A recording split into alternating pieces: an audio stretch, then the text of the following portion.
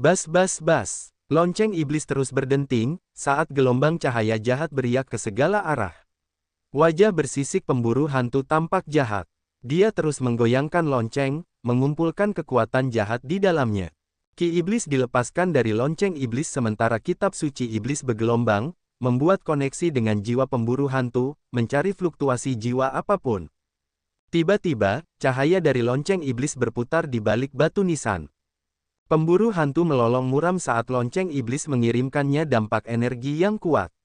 Gelombang energi terkondensasi melesat ke arah area terdistorsi itu. Ledakan, batu nisan itu meledak, menghujani area itu. Di tengah debu abu-abu, sesosok berlari dengan panik. Kabut darah tebal keluar, saat aroma darah menyebar kemana-mana. Cahaya pada baju besi berharga Aiya meredup saat dia menyemburkan darah. Kelelahan, dia melarikan diri dengan kecepatan tercepat. Kakinya yang ramping mengenakan sepasang sepatu bot kulit biru, yang memiliki formasi yang halus. Ketika dia berlari seperti terbang, formasi itu dengan ganas menyerap ki esensi tubuhnya untuk mempercepat kecepatannya. Dia meluncur cepat seperti arus listrik.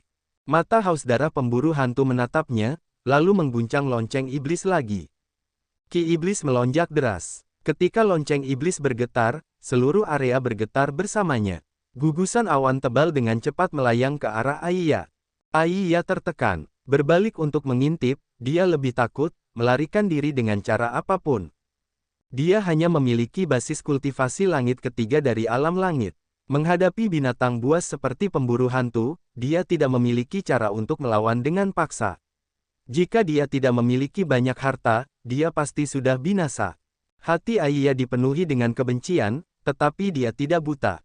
Dia mengerti bahwa bahkan jika dia punya nyali untuk tinggal di sini, dia tidak akan pernah kembali. Dia melarikan diri dengan semua usahanya. Dengan harta rahasia dari cincin penyimpanannya, Aiya seolah-olah dia telah menerima dukungan dari Tuhan. Sosoknya berkelebat seperti serangkaian bayangan yang tidak dapat mereka lihat dengan jelas. Bahkan awan hantu yang dilepaskan pemburu hantu tidak dapat mengejarnya. Karena tidak dapat mengunci auranya, ia hanya dapat melihatnya menghilang di cakrawala. Pemburu hantu memegang bel, melayang di udara untuk sementara waktu. Kemudian ia kembali dengan enggan, berdiri di samping Xian. Sekelompok makhluk aneh termasuk iblis perang, pemburu hantu, ulat sutra emas pemakan, raja serangga setan, dan dewa roh kudus terus menjaga Xian. Mereka waspada, jika sesuatu yang aneh terjadi. Di antara mereka, iblis perang adalah makhluk mati. Ia tidak bergerak, juga tidak memiliki fluktuasi jiwa yang melonjak. Pemburu hantu, ulat sutra emas pemakan, dan raja serangga iblis melepaskan pikiran jiwa mereka seolah-olah mereka sedang mengobrol. Wujud hidup dewa roh kudus tidak mirip dengan mereka, jadi tidak dapat berpartisipasi dalam diskusi mereka. Namun, Dewa Roh Kudus adalah alien aneh di dunia ini. Ia telah mengamati mereka beberapa saat, lalu menyesuaikan frekuensi jiwanya untuk membentuk koneksi dengan pemburu hantu, ulat sutra emas pemakan, dan raja serangga iblis. Keempat makhluk hidup aneh itu berkumpul. Mata mereka memiliki emosi yang sangat manusiawi saat mereka mendiskusikan sesuatu dalam keheningan. Jiwa Xian telah melayang beberapa saat.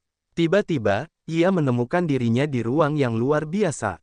Selain itu, ia segera merasakan aura api pemakan jiwa 9 ketenangan. Ini adalah ruang tanpa akhir, tempat kabut putih susu tebal melayang.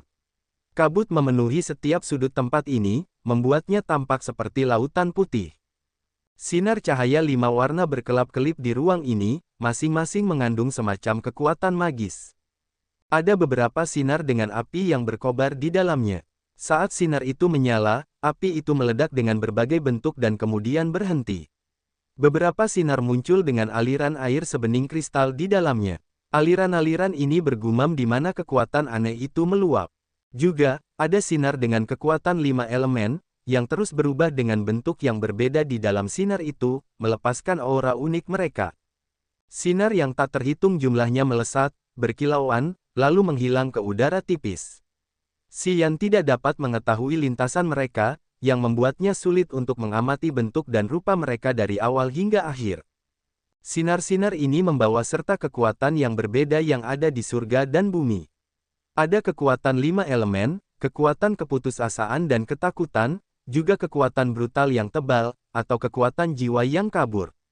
Setiap jenis kekuatan bergantian berkilau di ruang yang aneh ini. Mereka terbang dan melesat seperti pesawat ulang-alik, seolah-olah mereka menjaga keberadaan dan ketertiban ruang ini. Jiwa Xian menjadi hantu, secara bertahap muncul di ruang ini. Dia samar-samar bisa merasakan aura lain yang berbeda. Mengamati ruang ini untuk sementara waktu, dia tidak dapat melihat makna mendalam di balik benda-benda itu. Dia ragu-ragu sejenak, lalu mencoba berkomunikasi dengan 9 keheningan api pemakan jiwa lagi, melayang ke arah umumnya. Ruang aneh ini tidak memiliki gravitasi. Itu seperti pemandangan dalam mimpinya. Dia pikir akan butuh waktu untuk menemukan 9 keheningan api pemakan jiwa. Namun, saat pikirannya berkedip, dia langsung muncul dalam pertempuran mereka. Sambaran petir beterbangan di kabut susu seperti naga raksasa. Mereka semua marah dan bermusuhan. Guntur dan kilat memenuhi ruang, dengan aura dan kekuatan yang cukup untuk menghancurkan seluruh dunia. Jiwa World Extinguishing Thunder Flame bersembunyi di inti setiap sambaran petir raksasa. Ada begitu banyak sambaran petir yang berkumpul pada saat yang sama. Secara samar-samar, mereka membentuk-bentuk dewa purbakala raksasa, yang mengawasi setiap makhluk dengan jijik, seolah-olah dia bisa memegang semuanya di tangannya. Aliran api perak memadatkan lautan api perak, melonjak di bawah sambaran petir itu. Gelombang besar melonjak dari lautan api perak. Setiap gelombang adalah satu api perak ganas yang dapat membakar semua jiwa. Api keperakan mendidih dengan deras. Terkadang, ia naik ke langit, mengenai naga listrik kuat yang diciptakan oleh World Extinguishing Thunder Flame. Percikan api yang menyilaukan keluar dari benturan itu. 2 sungai berkelok-kelok di sekitar lautan api perak itu, satu berwarna putih giok, dan yang lainnya berwarna merah tua.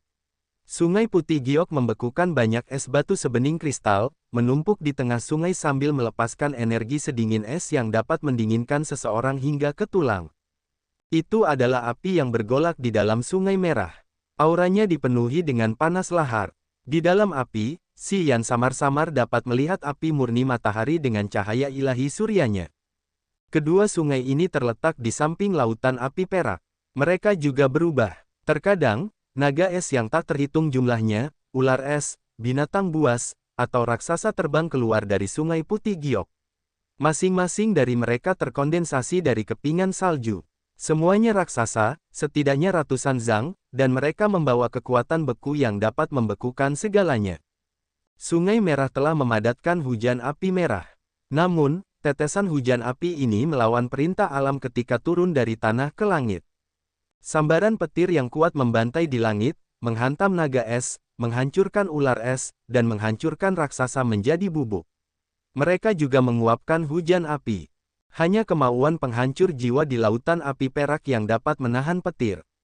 Itu menggunakan kemauan dan nyali kuno untuk bersaing dengan jiwa yang penuh kebencian di dalam sambaran petir. Kilatan cahaya, guntur, dan sambaran petir saling terkait, memenuhi seluruh ruang. Fluktuasi kehidupan di lautan api perak dan 2 sungai berangsur-angsur abis. Cahaya dan energi berdampak gila-gilaan di ruang ini. Kehidupan ini menggunakan cara paling primitif untuk melakukan perang jiwa yang brutal. Swoosh! Sambaran petir tepat mengenai hantu Xian, membuatnya retak seperti gelembung. Otaknya mati rasa, lalu Xian terbangun tiba-tiba. Matanya bersinar seperti 2 potong berlian, tetapi wajahnya aneh. Dia tidak tahu di mana ruang ajaib itu. Bahkan kesadaran jiwa yang dibantu oleh kekuatan ruang tidak dapat mendeteksinya. Namun, dia dapat memastikan satu hal, pertempuran 4 api surga telah mencapai saat kritis. Siapa yang bisa bertahan hidup, siapa yang bisa meraih kemenangan terakhir setelah pertarungan aneh ini.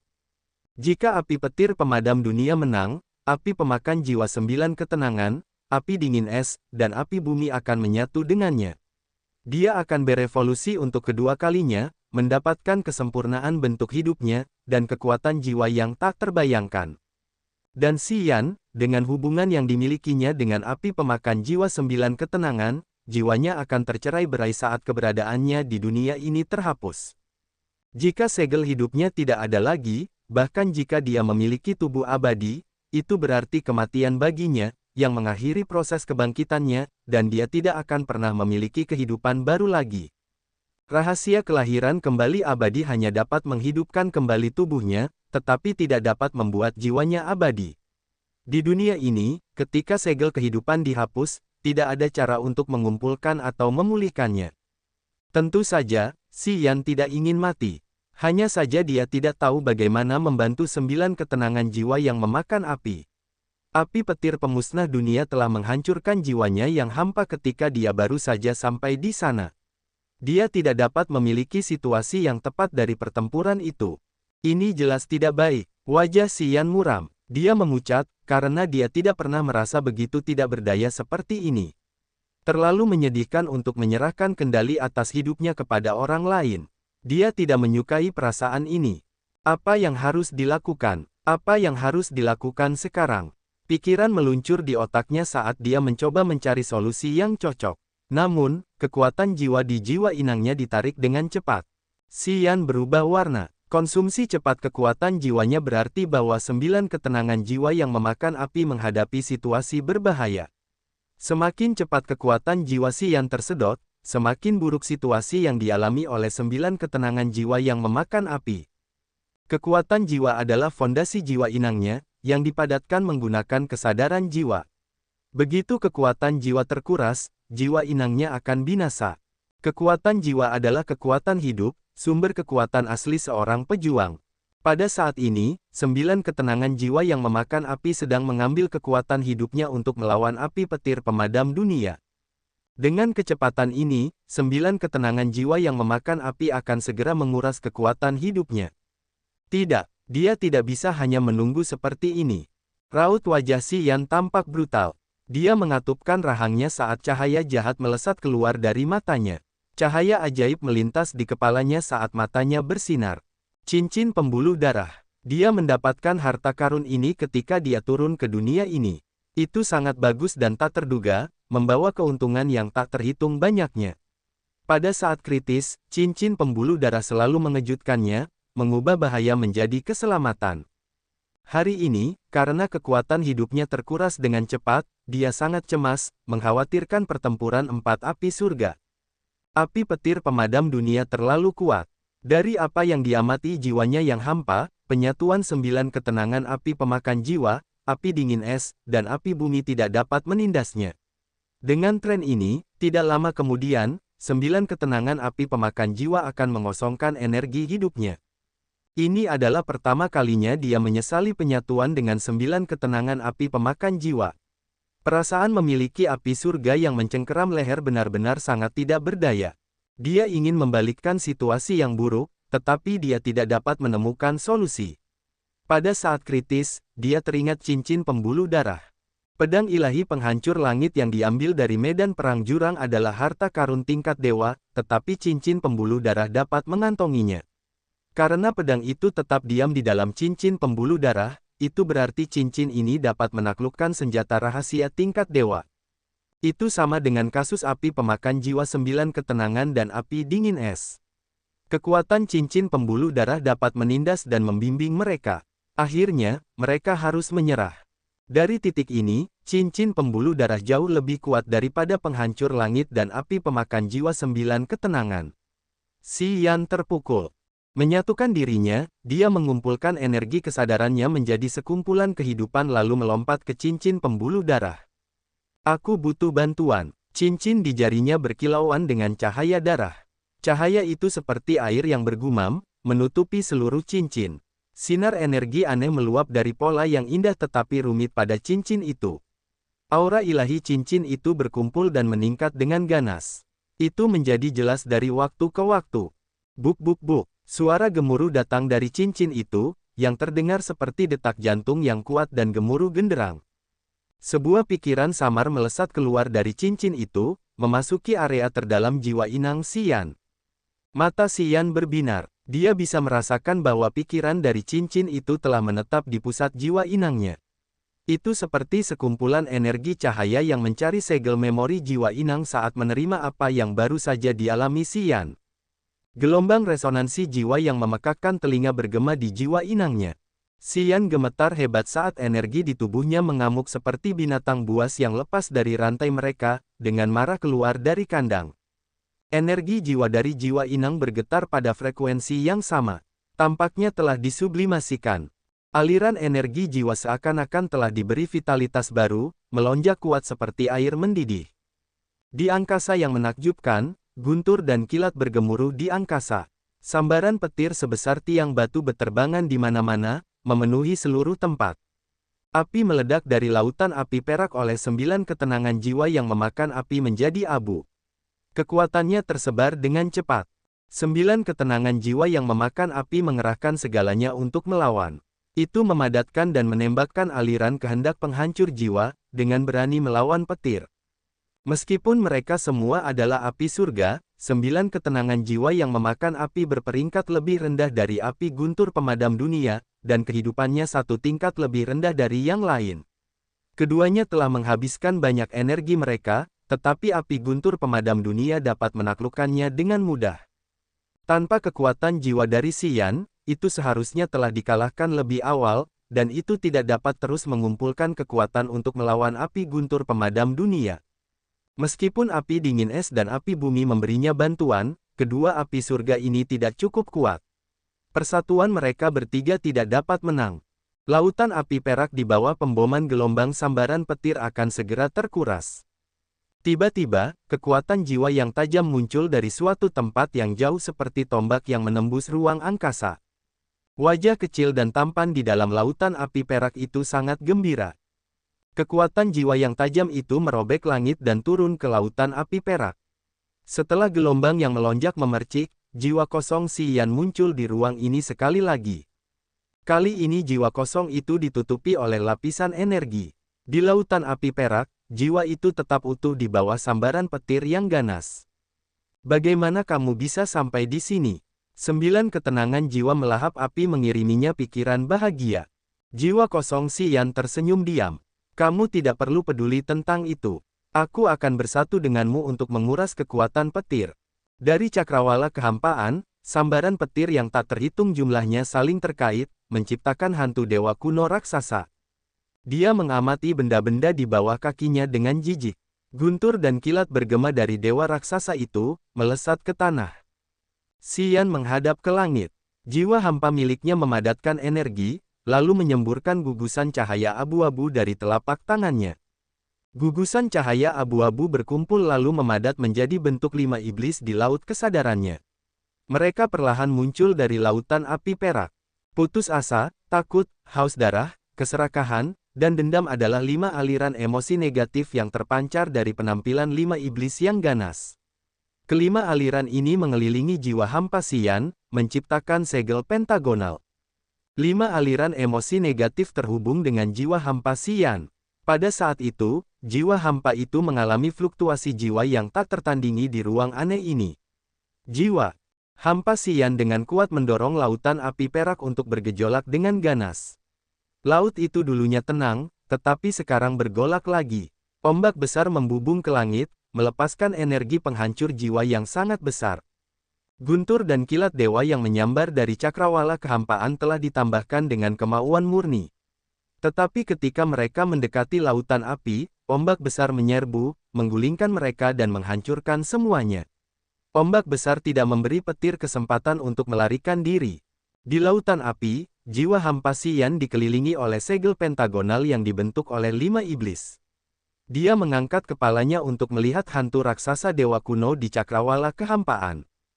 Tiba-tiba, cahaya ilahi yang dipadatkan oleh 5 kemauan jiwa negatif termasuk keputusasaan, ketakutan, haus darah, keserakahan, dan kebencian melesat keluar dari mata jiwa hampa itu. Kemudian berubah menjadi perisai cahaya untuk menerima sambaran petir besar, lalu mengarahkannya kembali ke pusat kehendak asli api petir pemadam dunia. Rasanya seperti langit runtuh. Sinar cahaya yang gemilang bermekaran dari cakrawala. Pergerakan energi yang dahsyat menimbulkan gelombang besar. Langit runtuh, dan kehampaan hancur. Sinar yang tak terhitung jumlahnya dari berbagai jenis energi mengalami perubahan lintasan, berkibar tidak teratur. Hantu dewa kuno raksasa dipadatkan oleh kehendak asli api petir pemadam dunia. Ia hancur karena benturan dengan cahaya ilahi dari kehendak negatif. Hantu itu hancur seperti kristal yang hancur, melesat ke langit seperti hujan meteor, seindah pertunjukan kembang api yang paling agung. Aliran guntur dan kilat dewa menyambar dari langit, tetapi kehendak jiwa yang ditambahkan di dalamnya hancur, yang salah mengarahkan serangan. Mereka tidak membidik tiga api surga. Ketika lautan api dan dua sungai menyadari perubahan dramatis di Cakrawala, mereka memanfaatkan kesempatan untuk memadatkan kekuatan dan membubung ke langit. Monster es, api merah menyala, dan cahaya perak penghancur jiwa menembus sambaran petir besar. Mereka seperti tiga pedang tajam yang menusuk ke dalam kehendak asli api petir pemadam dunia. Begitu banyak kekuatan yang mengurusi hantu dewa kuno, mendorongnya ke sudut. Ia tidak bisa menahan lebih lama lagi. Hantu itu seolah-olah terkoyak oleh tangan tak terlihat, berubah menjadi sosok yang tidak berbentuk. Dewa guntur dan kilat di dalamnya semuanya tersebar. Mereka tidak bisa saling mengikat seperti tali lagi. Jiwa Xian yang hampa terasa dingin dan kejam. Tidak ada sinar kasih sayang di matanya saat dia menatap Cakrawala, mendorong kekuatannya lebih jauh. Kehendak jiwa negatif yang berasal dari 5 iblis dimanipulasi oleh jiwa inangnya, membimbing kekuatan lain untuk menghancurkan kehendak asli api petir pemadam dunia di langit. Lautan api dan dua sungai terletak di dataran yang jauh lebih rendah, memanfaatkan kesempatan itu, mereka mendesak semua kekuatan mereka untuk melesat ke langit. Pada saat yang sama, mereka secara bertahap melayang menuju kehendak asli api petir pemadam dunia. Manusia tercela, beraninya kau menghancurkan bisnisku yang bagus. Aku akan membuatmu dikutuk selamanya. Pikiran brutal dan gila dari api petir pemadam dunia meluas dalam kehampaan. Sama seperti dewa kuno yang menggeram dengan marah, ia melesat langsung ke arah jiwa Xian. Kehendak jiwa ini bergerak cepat di langit. Ia memadatkan ratusan sambaran petir, seperti naga petir yang ingin menghancurkan semua makhluk, dan menyerangnya dengan gemuruh. Kekuatan mendalam yang dapat membuka langit dan membelah bumi muncul dari pilar cahaya raksasa yang diciptakan oleh petir. Itu adalah kekuatan alami yang hanya dapat dipahami oleh makhluk yang hidup di zaman kuno. Kekuatan itu begitu kuat sehingga dapat merenggut keinginan perlawanan dari makhluk, yang menciptakan suasana hati yang siap dibakar dan dihancurkan. Tiga api surga terhenti dalam keinginan kuno yang kuat itu, kekuatan mereka menjadi kacau. 5 iblis yang mengelilingi jiwa hampa Xian juga terpengaruh. Mereka tiba-tiba menyusut menjadi 5 titik cahaya abu-abu, sebesar kacang kenari. Bantuan keinginan jiwa yang datang dari 5 iblis terputus. Jadi, Xian tidak dapat merasakan lebih jauh. Pilar petir yang brutal itu telah menghancurkan semua jenis cahaya. Lautan api dan dinding es yang menghalangi jalannya hancur semudah mematahkan cabang pohon kering. Itu kuat seperti badai, karena menyerang dengan tak terkalahkan. Mata jiwa hampa Xian seperti pedang es, dengan titik cahaya merah aneh yang berkilauan tanpa batas di pupilnya. Dengan tekad jiwa seperti itu, beranikah kau mengganggu pertempuran yang ditakdirkan bagi makhluk hidup tingkat tinggi seperti kami? Jiwamu akan lenyap selamanya di sungai sejarah. Pikiran tentang api petir pemadam dunia bergema di seluruh ruang, mencabik jiwa orang-orang dan menusuk ke arah hati orang-orang. Ketiga api surga tampaknya terikat di bawah tekad ini. Mereka bahkan tidak dapat mengerahkan serangan.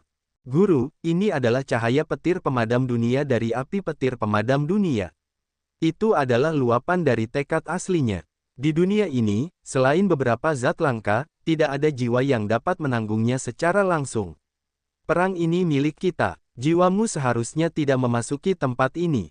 9 ketenangan api pemakan jiwa menyapa Xian sebagai tuannya untuk pertama kalinya. Di matanya, mungkin Xian akan jatuh di sini.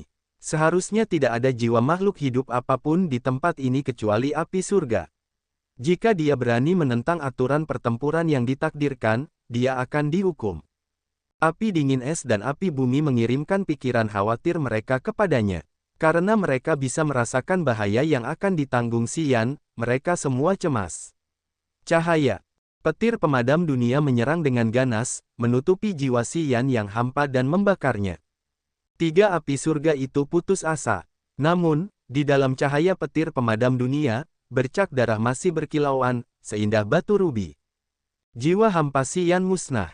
Cahaya petir pemadam dunia dapat membakar semua jenis kekuatan jiwa. Cahaya petir itu bahkan menembus ruang untuk mencapai jiwa inangnya. Cahaya berpola beriak dari cincin pembuluh darah seperti aliran kecil yang membasahi jiwa inangnya, menutupinya berlapis-lapis. Di bawah perawatan seperti itu, jiwanya diperkuat dengan begitu banyak penghalang yang tidak dapat dipecahkan. Kekuatan asli api petir pemadam dunia terputus. Ia tidak dapat menembus lebih banyak lapisan penghalang pertahanan.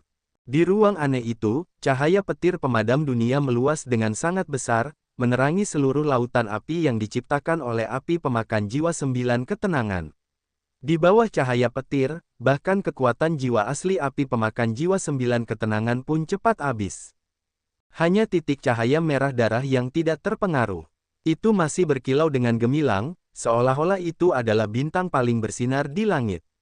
Di dalam titik cahaya merah darah, aliran pikiran Xian mengembun, berubah menjadi jiwa hampa lainnya. Xian telah menciptakan hubungan dengan ruang ini sekali lagi. Mustahil, api petir pemadam dunia mendesis dan menggeram dalam kehampaan. Guntur dan kilat bergerak dengan gila, saat kekuatan kehendak yang besar menekan dengan keras dari langit. Titik cahaya merah darah tetap ada. Jiwa kosong Xian bersembunyi di dalam, menghadap ke langit. Wajahnya dingin seperti es saat dia menyeringai. Ini adalah kekuatan cincin pembuluh darah. Dia tidak tahu mengapa kekuatan ini tidak takut pada cahaya api pemadam dunia, tetapi dia tahu pasti bahwa cincin pembuluh darah adalah alat ilahi, dan roh atau jiwa di dalamnya secara misterius tidak dapat diprediksi, dengan kemampuan ilahi yang tak terbayangkan. Dengan bantuan cincin pembuluh darah, jiwanya tidak pernah mati, dan dia dapat menjaga pikirannya yang sehat.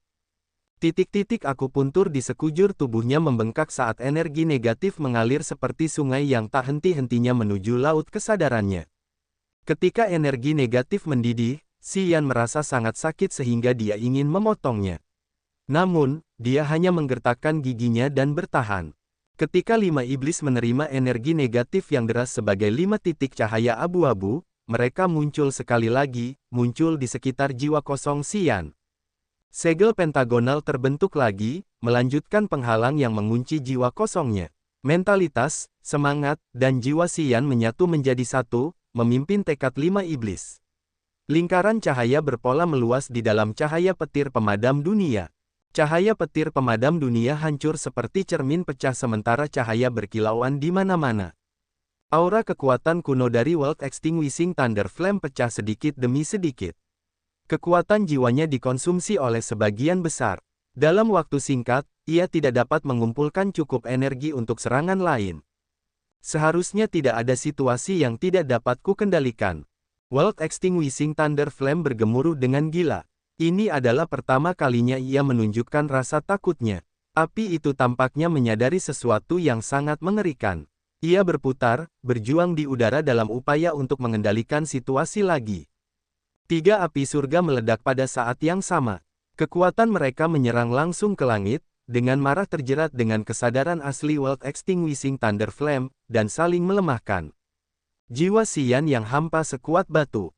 Ia terus menyerap energi jiwa negatif dari 5 iblis untuk mendorong kekuatannya lebih jauh. Setelah periode yang tidak diketahui, Xian menemukan bahwa ruang ajaib ini mulai runtuh sedikit demi sedikit, seolah-olah ilusi ini sedang terputus. Sinar cahaya yang menyilaukan mekar. Sinar-sinar itu seperti pedang tajam, menebas dinding ruang angkasa. Celah-celah ruang muncul saat kekuatan ruang melayang. Kekacauan menyebar di sekitarnya. Tiba-tiba, cahaya ilahi menyebar dari mata Xian. Dia mengamati pedang cahaya yang menghancurkan ruang. Matanya yang cerah memantulkan lintasan pedang cahaya ruang. Tiba-tiba pedang cahaya menebas langsung ke jiwanya yang hampa. Jiwa Xian yang hampa bergetar lalu menyerap pedang cahaya itu seperti spons yang menyedot air. Perasaan luar biasa karena mampu mengendalikan ruang membengkak di hatinya. Ruang yang ajaib namun kacau ini tiba-tiba menjadi akrab dan indah baginya. Semua pedang cahaya di ruang itu tampaknya berubah menjadi tentakel jiwanya, menciptakan hubungan magis. Pikirannya berkedip, dan jiwanya terfokus untuk mengunci pedang cahaya ruang. Sesuatu yang luar biasa terjadi. Pedang cahaya ruang, yang memotong ruang di sekitarnya, tiba-tiba berhenti. Secara bertahap, pedang itu berubah dan bertransformasi menjadi perpanjangan dari jiwa Xian yang hampa. Xian merasa tersentuh. Fluktuasi jiwa asing tercipta di antara dirinya dan pedang cahaya itu. Hantu yang diciptakan oleh kekuatan ruang telah menjadi tiruan jiwanya, yang dapat dikendalikannya dengan mudah. Xian sangat gembira. Ia mulai mengumpulkan kekuatan mentalnya untuk melengkapi setiap pedang cahaya angkasa. Tak lama kemudian, 10 klon yang terbuat dari kekuatan angkasa berdiri di sampingnya. Mereka membawa kekuatan angkasa yang sangat tajam, menyerang jiwa asli World Extinguishing Thunder Flame di kubah langit. Sizzle sizzle sizzle, hantu dewa kuno World Extinguishing Thunder Flame terputus. Setiap bagian dikirim ke angkasa yang berbeda, yang tidak memberinya kesempatan untuk berkumpul lagi. Ketiga nyala api surga melesat keluar pada saat yang sama menuju segel asli World Extinguishing Thunder Flame. Cahaya terjalin di langit saat segel asli World Extinguishing Thunder Flame hancur. Kemudian melonjak seperti tsunami sebelum terpisah. Xian terus menciptakan lebih banyak pedang ruang angkasa, menggunakan jiwanya untuk memanipulasi mereka untuk menghancurkan segel asli World Extinguishing Thunder Flame. Krek krek krek, ruang angkasa runtuh sepenuhnya, menjadi ruang kehampaan dan kekacauan. Segel asli World Extinguishing Thunder Flame terpotong-potong, mengirim ke ruang yang berbeda, yang memutus koneksi mereka. Di atas sadi firmamen Old Mound di atas kepala Xian ada pertunjukan cahaya. Keajaiban seperti itu tidak bisa cukup dijelaskan dengan kata-kata. Iblis perang, pemburu hantu, ulat sutra emas pemakan, raja serangga setan, dan dewa roh kudus mengangkat kepala mereka untuk menyaksikan kembang api yang indah di atas kepala mereka. Mereka tampaknya melupakan segalanya. Beberapa ribu li jauhnya dari Xian, Aiya memucat di atas batu nisan yang rusak. Darah menetes dari mulutnya. Matanya yang cerah tiba-tiba berbinar saat dia melihat fenomena aneh di atas kepalanya. Dia tidak tahu apa yang sedang terjadi di sana. Di makam tua, dua orang bijak dari klan tanda hantu sedang bertarung dengan Lei Mo dan Aipo. Mereka tiba-tiba merasakan perubahan langit dan bumi yang luar biasa. Mereka semua merasa takut, melihat kehampaan yang redup di atas kepala mereka. Mata mereka menunjukkan ketakutan yang luar biasa. Tim prajurit alam roh Lei Mo bingung. Mereka berhenti bertarung, melihat ke langit. Tidak hanya di bawah tanah, tetapi situasi di permukaan gundukan tua cakrawala bayangan juga sama. Matahari, bulan, dan bintang-bintang semuanya muncul pada saat yang sama di langit. Titik-titik cahaya menyilaukan yang tak terhitung jumlahnya meledak. Ruang terkoyak, memperlihatkan banyak retakan. Dari retakan itu, aura kekuatan yang bukan milik daratan Grace menyebar. Di bawah fenomena seperti itu, banyak ahli puncak daratan Grace merasa takut, karena mereka dapat merasakan anomali aneh dari kekuatan di tubuh mereka. Ini, orang bijak yang biasa menyerang Xian berteriak. Namun, dia ketakutan, tidak tahu harus berkata apa. Retakan kubah biru surga, kunci Void hancur. Hahaha, Tuhan tolong kami. 10 klan kuno akhirnya bisa melihat matahari lagi. Anggota klan yang disegel di ruang yang berbeda sekarang bisa pulang. Air mata mengalir di mata kedua orang bijak itu saat mereka menyaksikan fenomena di langit. Setelah beberapa saat, mereka tertawa riang. Pegunungan jiwa mati. Titik cahaya hijau muncul di atas reruntuhan lembah ramuan roh. Kemudian perlahan membesar, menciptakan sarang jahat bagi jiwa-jiwa yang telah mati. Anggota klan roh kegelapan muncul dari sarang jahat itu, muncul di atas lembah ramuan roh. Mereka merasakan perubahan dunia dalam keheningan. Retakan kubah biru surga, penghalangnya hancur. Pengungsi kita akan segera tahu jalan pulang. Seorang anggota klan kuat dari klan roh kegelapan meneteskan air mata di seluruh wajahnya saat ia tenggelam dalam pikirannya. Laut tak berujung. Gerbang surga yang mengarah ke dunia bawah 7 lapisan dan area iblis keempat hancur hanya dalam sekejap mata. Prajurit manusia yang berjaga di gerbang dunia bawah 7 lapisan dan area iblis keempat musnah. Langit di atas dunia bawah 7 lapisan dan area iblis keempat muncul dengan banyak retakan, dan langit itu meluas. Langit retak terbuka, matahari, bulan, dan bintang muncul pada saat yang sama di langit, menerangi dunia bawah 7 lapisan dan area iblis keempat. Para ahli dari klan kegelapan dan klan iblis sedang menyaksikan perubahan di langit di atas kepala mereka, semuanya ceria dan bersemangat. Di utara daerah iblis keempat terdapat daerah hijau gelap tak terbatas, di mana langitnya tinggi dan hijau. Hutan di sana dingin sepanjang tahun. Ketika para prajurit klan iblis datang ke sana, mereka akan merasakan penghalang yang menghalangi utara yang tidak dapat mereka lewati. Hari ini, suatu daerah terkoyak. Langit hijau terkoyak oleh tangan-tangan tak terlihat. Seorang jagoan klan iblis yang tinggal di dekat sana melihat aura iblis tebal menyebar dengan deras.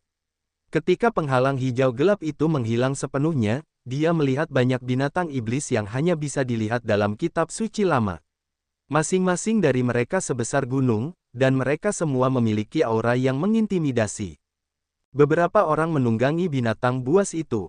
Mereka semua memiliki aura dari zaman kuno. Jauh di bawah laut gelap di dunia bawah 7 lapisan. Di suatu daerah, yang 100.000 li di bawah laut, ada penghalang yang terbuat dari bahan yang tidak diketahui. Itu mencair perlahan. Ki gelap naik dengan deras dari laut gelap.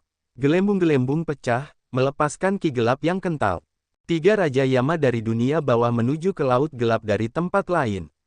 Mereka menggigil karena kegembiraan. Segel dari 3 lapisan terbawah dari dunia bawah 7 lapisan telah hancur. Raja Yama Abi menghadap ke langit dan bergemuruh, saat auranya melesat ke langit seperti pelangi yang ganas. Aku ingin tahu apakah ada senior agung kita yang bertahan hidup di 3 lapisan terbawah dunia bawah.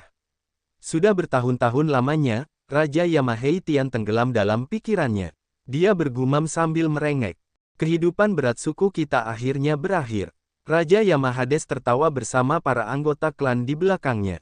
3 lapisan dunia bawah yang tersembunyi adalah akar klan kegelapan kita. Jika para senior kita di sana masih hidup, klan kegelapan kita akan menguasai dunia ini sekali lagi. Yang terpenting, kita akan memiliki kesempatan untuk mempelajari teknik rahasia kegelapan yang hilang dari suku kita. Kita akan memiliki kekuatan dewa kegelapan. Fenomena aneh juga terjadi di gerbang surga lainnya yang mengarah ke negeri asing. Gerbang surga yang menghubungkan daratan Grace dan banyak wilayah lainnya juga hancur. Dari luar daratan Grace, penghalang antara daratan dan ruang aneh lainnya semuanya hancur dalam waktu singkat. Para ahli dari Tanah Suci Agung, yang mengetahui rahasia zaman kuno, memucat ketika mereka melihat perubahan langit. Wajah mereka berubah menjadi abu-abu. Xian tidak tahu bahwa dunia di luar sana mengalami perubahan yang mengguncang bumi karena dirinya. Jiwanya kembali ke tubuhnya. Dia mengangkat kepalanya untuk melihat cahaya yang indah seperti pelangi di atasnya. Dia merasakan gerakan aneh aura bumi dan surga di sekitarnya. Laut kesadarannya meluas dengan luas. Aliran kekuatan ruang mengalir ke laut kesadarannya dari ruang ajaib itu. Mereka berakar di laut kesadarannya, terjerat dan tumbuh bersama dengan setiap aliran kesadaran jiwanya. Itu adalah area berkabut di pupilnya. Dia masih tenggelam dalam pemandangan indah yang diciptakan oleh perubahan ruang itu. Dia ingin berpegang teguh pada ruang itu sejak mulai runtuh hingga terlepas sepenuhnya. Dia mencari beberapa makna kekuatan ruang. Ini adalah pengalaman yang bisa dia temui secara kebetulan tetapi tidak pernah bisa diharapkan. Bagi para pejuang yang mengolah kekuatan ruang, mengalami perubahan ruang yang hebat itu seperti membaca kitab suci yang berharga, yang mengutarakan sifat ruang. Ini sangat berharga baginya. Dia tenggelam ke area itu. Secara bertahap, perubahan yang mengguncang bumi dari kekosongan di atas kepalanya menghilang. Semuanya kembali seperti biasa. Namun, energi bumi dan surga di bawah tanah di firmamen Old Mound mengalami perubahan ajaib yang tidak dapat dijelaskan karena kejadian saat ini. Ki spiritual di sini menjadi lebih tebal, dan cara mereka berputar juga berubah. Saat ini, ki spiritual bumi dan surga di sini dengan berbagai bentuk energi bercampur menjadi satu yang dapat dirasakan oleh para prajurit tetapi tidak dapat menggunakannya. Anehnya, bentuk-bentuk energi dan sinar cahaya dengan berbagai jenis kekuatan yang dilihat Xian di ruang yang indah itu serupa. Rasanya seperti energi dari ruang itu tiba-tiba membanjiri Grace Mainland. Perubahan besar dari kekosongan di atas kepalanya menghilang sepenuhnya. 3 nyala api yang mulia memotong ruang dan muncul di depannya. 9 ketenangan jiwa melahap api menyala kemudian tenggelam ke dalam jiwa Inang Xian, di mana ia akan menggunakan kekuatan jiwanya untuk memulihkan vitalitasnya. Api dingin es dan api bumi berubah menjadi 2 api kecil, melepaskan fluktuasi energi khas dari api surga. Iblis perang dan pemburu hantu berpencar untuk menjaganya jika sesuatu terjadi tiba-tiba.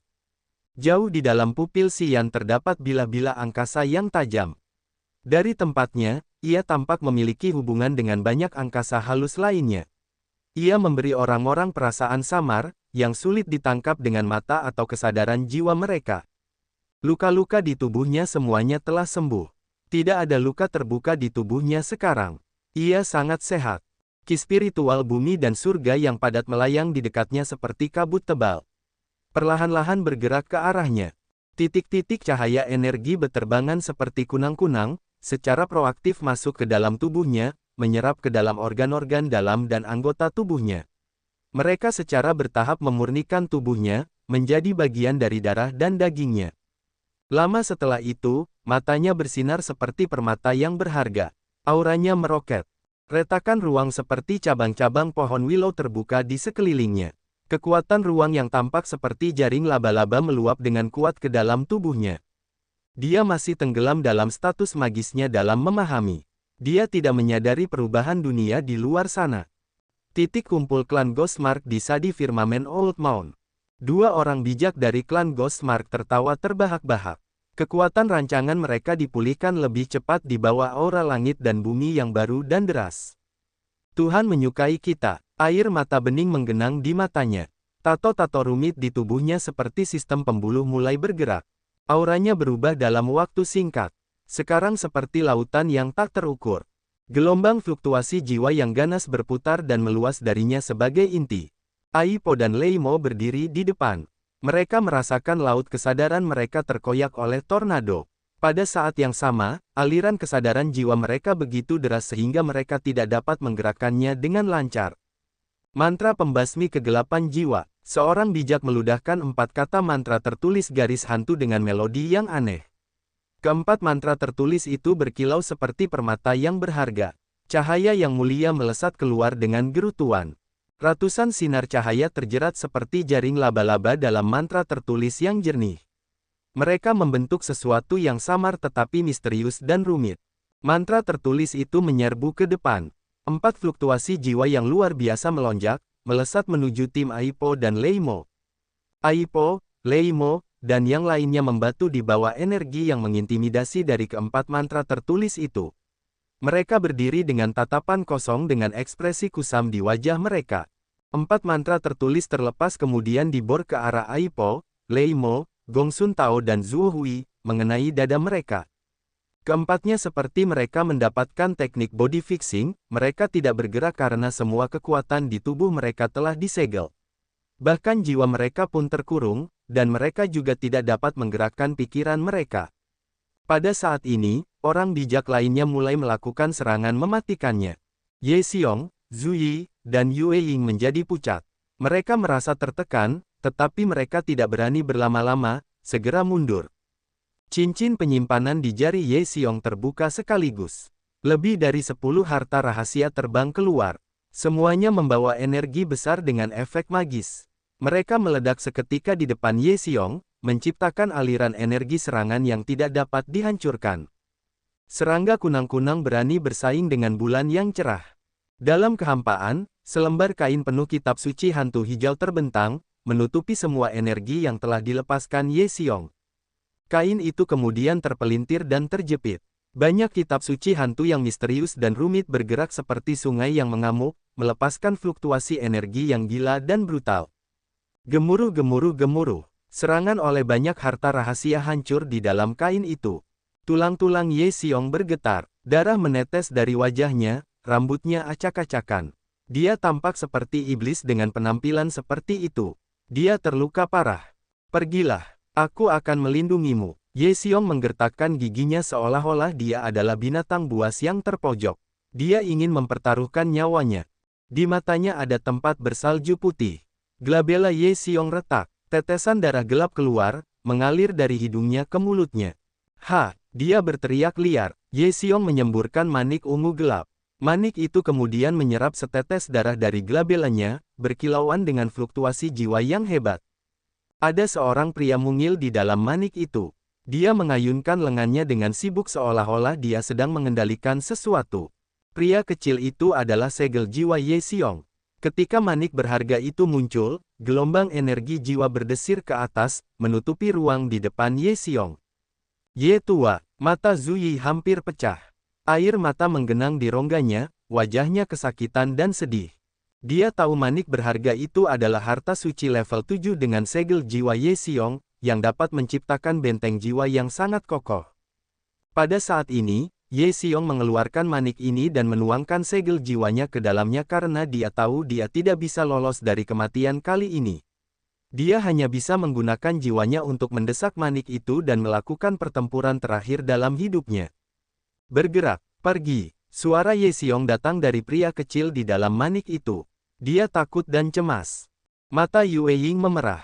Dia mengatupkan rahangnya, mencoba mempertaruhkan nyawanya juga. Pergi, kamu harus memberi tahu sekte apa yang terjadi di sini. Ye Xiong berteriak dengan gila. Itu terjadi di klan harta karun roh. Sebagai seorang tetua, kamu tidak ingin melihat klan kita hancur, kan? Sambil berteriak, manusia mungil di dalam manik itu menangis seakan-akan dia terbakar. Kekuatan jiwanya berhenti dengan cepat. Lapisan atau penghalang energi meluas dari manik itu, menciptakan dinding jiwa yang tak tergoyahkan, menghalangi orang bijak itu dan serangannya yang berbahaya. Sizzle sizzle sizzle, di tempat serangan jiwa itu menghantam, asap menguap. Setelah setiap aliran asap keluar, segel jiwa Ye Xiong akan menjadi satu tingkat lebih kecil. Segera, segel jiwa Ye Xiong telah berkurang setengahnya. Jika kamu tidak mau pergi, kamu akan jatuh di sini bersamaku. Ini adalah malapetaka jangka panjang. Kamu harus kembali hidup-hidup. Kamu harus menjaga warisan sekte kita. Ye Xiong meraung seperti binatang buas. Zhu Yi gemetar seakan-akan ada seember air yang menyiramnya. Ia terbangun. Pergi, kita pergi sekarang, teriak Zhu Yi. Air mata mengalir di wajahnya, tetapi ia memaksakan diri untuk berbalik. Ia mendesak harta karun rahasia di dalam tubuhnya dan melarikan diri. Yue Ying ragu-ragu. Matanya memerah saat ia berkata dengan tegas, "Yege, kami akan membalas dendam untukmu." Kemudian, cahaya bulan mekar dari tubuhnya, ia terbang secepat cahaya. Aipo, Leimo, dan yang lainnya terpaku oleh mantra pemusnahan kegelapan jiwa, mereka tidak bisa bergerak sedikit pun. Vitalitas dalam tubuh mereka berhenti seperti pohon muda yang tercabut. Lambat laun, mereka tidak bernapas lagi. Sudah waktunya untuk menghapus ras manusia. Orang bijak klan tanda hantu bergumam pada dirinya sendiri. Ia mengayunkan tangannya, dan kitab mantra tertulis Yin terbang keluar, menutupi para ahli alam roh Aipo, Leimo, dan yang lainnya. Di bawah kekuatan kitab mantra tertulis Yin yang tak terkalahkan, Aipo, Leimo, dan tim mereka seperti debu yang berhamburan bersama angin. Kitab mantra tertulis Yin bersinar. Yin Qi misterius tampaknya banyak pulih. Ia melayang di atas kelompok klan tanda hantu, menyebarkan beberapa tetes. Para anggota klan sangat gembira.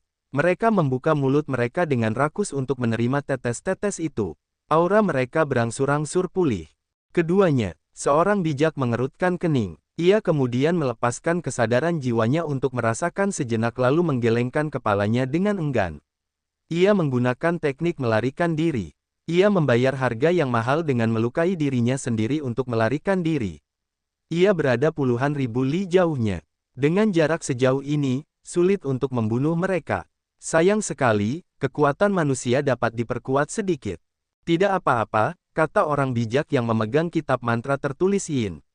Ketika retakan ruang muncul, Yin Qi akan membanjiri secara bertahap. Klan kita akan segera pulih.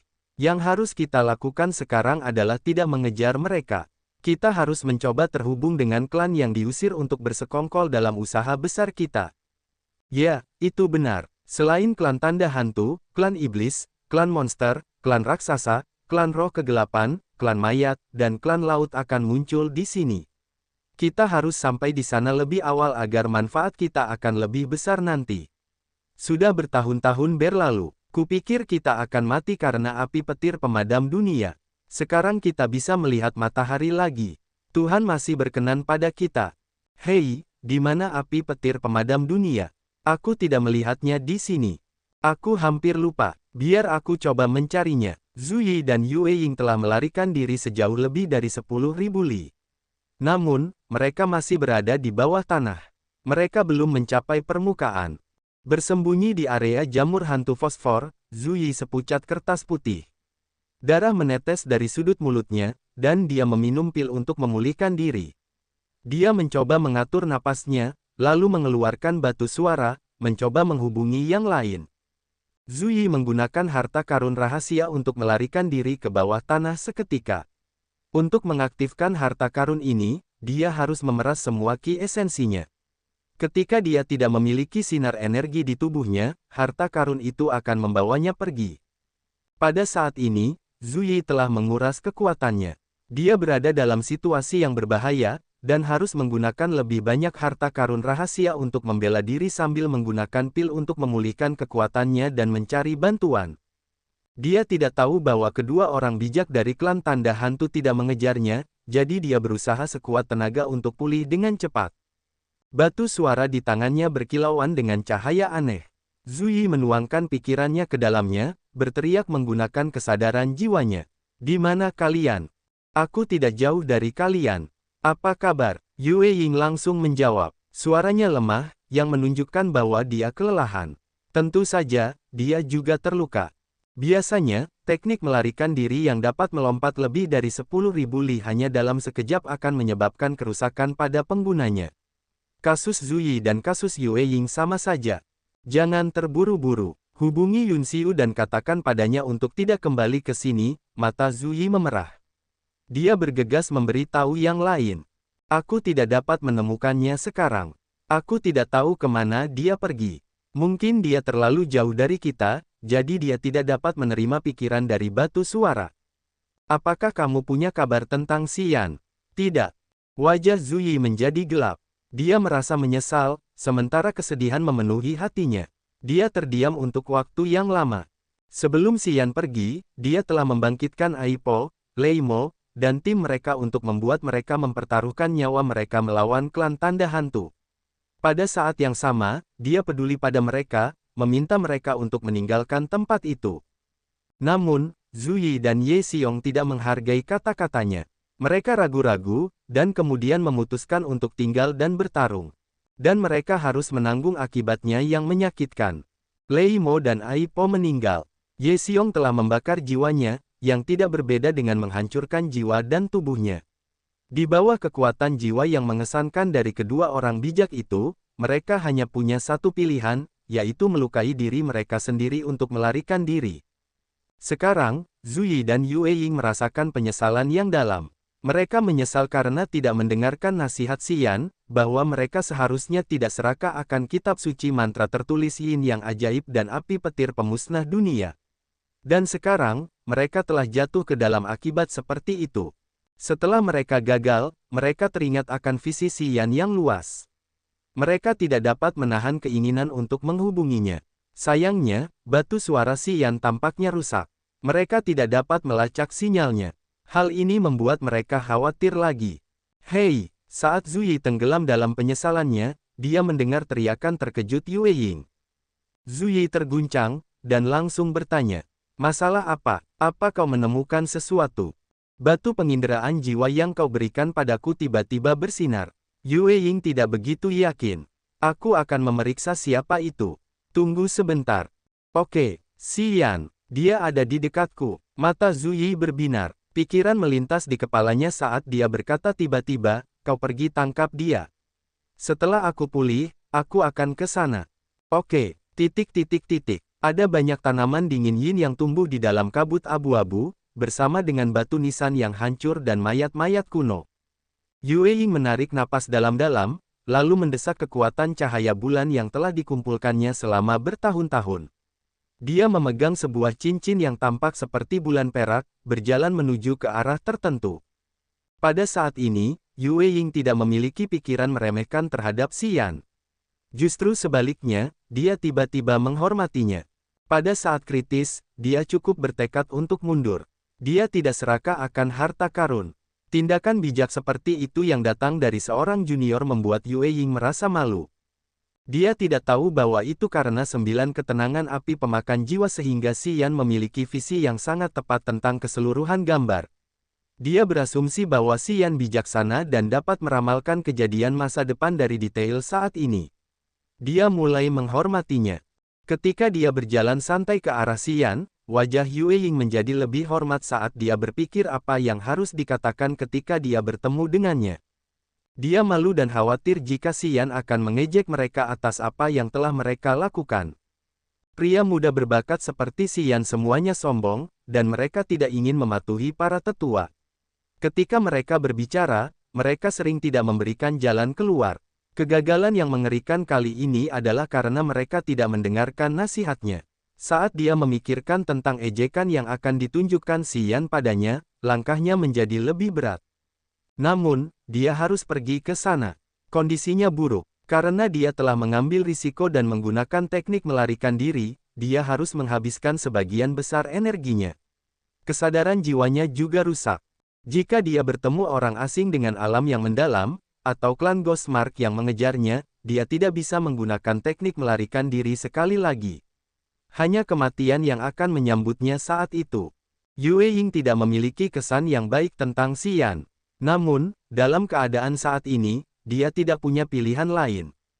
Setelah Yue Ying melewati transisi flora dingin yin sambil mengenakan kulit yang rumit, dia menemukan Xian.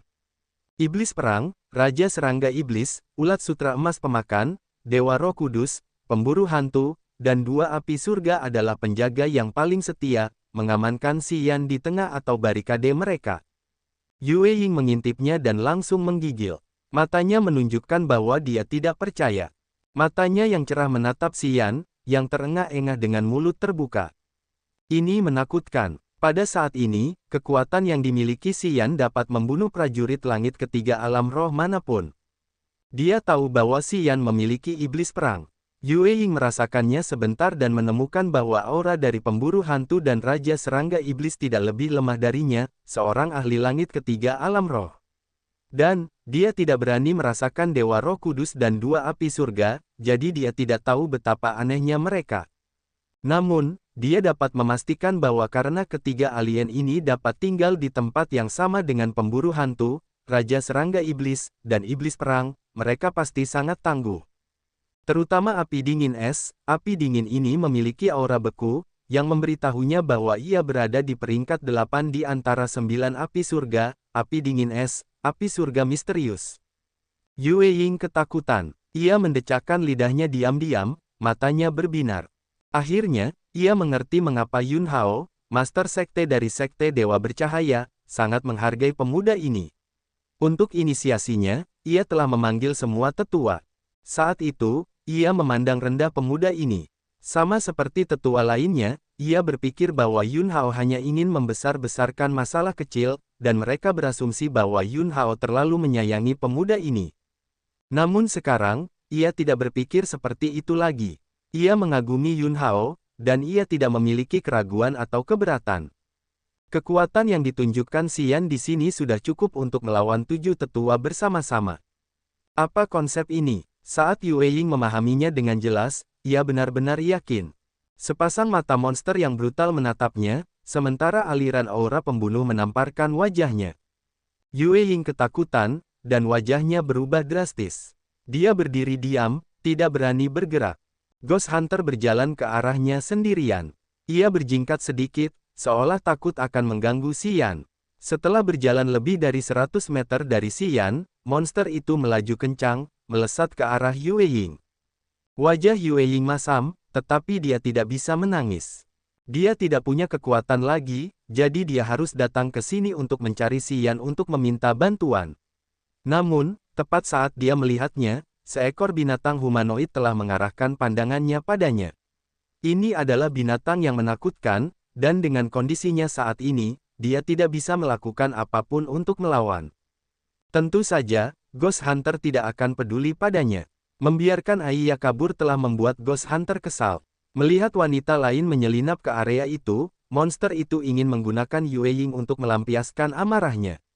Xian, saat Yue Ying melihat bahaya yang mendekat, dia tidak bisa menahan diri untuk tidak menaikkan suaranya. Xian tenggelam dalam statusnya yang aneh. Mendengar panggilan menyedihkan itu, alisnya mengejang saat dia mengirimkan sebuah pikiran. Ghost Hunter dengan ganas menyerbu ke arah Yue Ying untuk menyerangnya. Dark Ki dan Devil Ki berputar di sekelilingnya, saat binatang itu menggoyangkan lonceng untuk membunuhnya. Perubahan besar langit dan bumi itu bukanlah hal yang baik bagi umat manusia, tetapi Ghost Hunter dapat memperoleh beberapa manfaat darinya. Dia dapat merasakan kekuatan di tubuhnya meningkat sedikit demi sedikit, sementara kecepatannya mengumpulkan Dark Ki dan Devil Ki semakin cepat. Selain itu, fluktuasi jiwanya menjadi lebih lancar dan fleksibel. Wajah Yue Ying tampak sedih. Melihat Ghost Hunter datang, dia mencoba mendesak energi yang tersisa untuk melawan binatang itu untuk sementara waktu. Tepat pada saat ini, Ghost Hunter berhenti di udara seolah-olah membeku, tidak bergerak sedikit pun. Pupil mata Ghost Hunter yang telah berubah menjadi manusia menunjukkan kecurigaannya. Dia diam-diam mengirimkan pikiran jiwanya kepada Xian. Setelah menerima konfirmasi, binatang buas itu dengan enggan kembali dan berdiri di samping War Devil lagi. Kamu harus menunggu. Dia butuh lebih banyak waktu. Ice Cold Flame telah memantul beberapa saat, lalu menembakkan fluktuasi jiwa ke arah Yue Ying untuk mengirimkannya pikiran yang jelas. Yue Ying tercengang. Dia menatap Ice Cold Flame. Apakah kamu menjelaskan kepadaku? Ya, dia memahami kekuatan Upanishad. Saat ini, dia tidak dapat berbicara denganmu, Ice Cold Flame melanjutkan. Kamu bisa menunggu di sini, atau jika kamu tidak punya waktu, kamu bisa pergi. Ice Cold Flame dan Xian memiliki hubungan jiwa yang dalam, jadi dia tahu hubungan antara Xian dan Yue Ying. Jika Xian tidak meminta Ghost Hunter untuk membunuhnya, dia akan menjelaskan situasinya kepadanya. Yue Ying menerima pikiran dari Ice Cold Flame untuk kedua kalinya. Sekarang, dia bisa memastikan bahwa roh yang mengirim pesannya adalah api surga. Dia dipenuhi dengan keterkejutan, dan ingin bertanya lebih lanjut. Namun, melihat api dingin es tidak ingin bereaksi padanya, dia hanya bisa bersikap bijak dan tutup mulut. Dia menunggu dalam diam, dengan harapan Xian akan segera bangun. Dia memiliki banyak kecurigaan di hatinya. Elder Yue, apa kabar? Aku akan segera datang. Tiba-tiba, batu suara di tangannya mengirimkan pikiran Zuyi. Dia tampak gembira. Sebaiknya kau menunggu sebentar untuk menghindari masalah yang tidak perlu. Yue Ying terkejut sejenak lalu mengirimnya sebuah pemikiran. Agak aneh di sini. Saat kau tiba, jangan terburu-buru. Lebih baik berjinjit. Apa yang terjadi? Xian ingin menyerangmu. Tidak, tunggu sampai kau tiba di sini. Kau akan tahu, Yue Ying memaksakan senyum.